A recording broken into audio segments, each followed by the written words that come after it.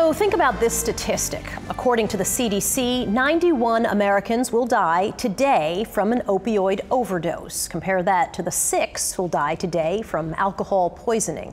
It's an epidemic ravaging families, with addicts struggling with the stigma, treatment, and shame. Former Congressman Patrick Kennedy is no stranger to that shame. His legislative career famously came to an abrupt end when he crashed his car into a security barrier on Capitol Hill. Kennedy thought he was rushing to record a vote on the House floor at 2:45 a.m. He was disoriented after mixing 2 drugs prescribed for sleep. But in reality, Kennedy was an addict, and his addiction was a secret. Secrets rampant within the Kennedy family code of silence, and suddenly he was exposed. Patrick, the youngest child of Senator Ted Kennedy, knows that silence isn't just a Kennedy family issue, it is an American issue, and he joins us today. Nice to talk with you. Thank you, Soledad. Thank you for being with us. You know, the statistics around addiction and frankly death from overdose are crazy. They're so high, and yet this epidemic almost feels uncovered to me. Why is that? If this were an infectious disease, we'd be talking about it all the time. We'd be freaking out, actually. We would be spending billions of dollars to address it.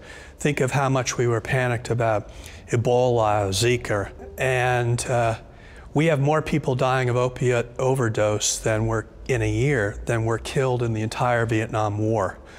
This is a issue that's been covered recently, a lot more than it ever has before. But we're still not seeing the response commensurate with if this were any other set of illnesses. We would be reacting a lot more aggressively than we're currently doing. You wrote a book about your addiction called Common Struggle Addiction, and it's really walks through your personal story. It seems to me the Kennedys, as I'm sure you've heard a million times, are sort of like America's royalty. And if you are well off in America and you're an addict, you actually have a very different path than if you're somebody who has no money and no assets and is an addict. Well, the story, A Common Struggle, is ironic because what's common about being a Kennedy, right?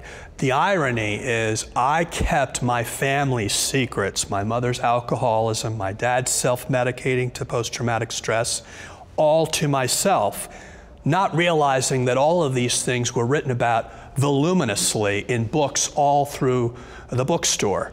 And yet I was paralyzed by the silence in my family that you don't talk about these issues. Tell me a little bit about your addiction. You wrote about it a lot in the book. When did you start? What drugs are you abusing? So I started drinking at 13. I then started using cocaine.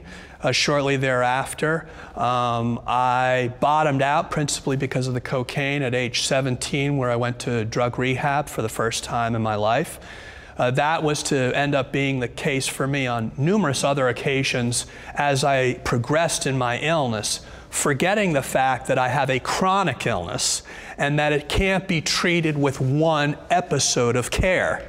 How many times were you in rehab? Oh, I'd say about a dozen times throughout my life. That's kind of average, isn't it? I mean, most people go to rehab. I know people who don't know about addiction think of rehab as you go, you come back and you're fine, but most people go a dozen times or more. And that's the problem, Soledad. The fact is our health insurance system, even though it doesn't cover most people's inpatient rehab, it covered mine, they have no system to taking care of you after you leave rehab or detox.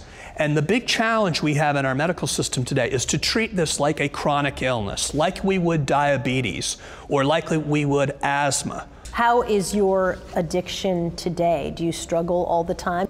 So I go to 12-step meetings every day that I can if I'm on the road. It's something I try to look for a meeting when I'm on the road. But I'm blessed. I've made it to past 6 years of continuous uninterrupted sobriety.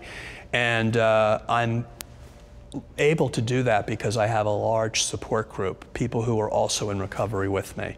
I also am able to say that because I have a family that fully supports my being active in recovery, which I can't say for a lot of fellows in recovery whose families don't understand and don't, you know, try to support them. I've got it all, okay, I'm blessed.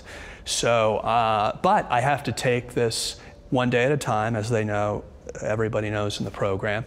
And if I do, you know, I'll be able to take care of everything else in my life if I first take care of this. Patrick Kennedy, it's nice to see you. Thanks for talking to us. Thank you, Soledad. You bet. My pleasure.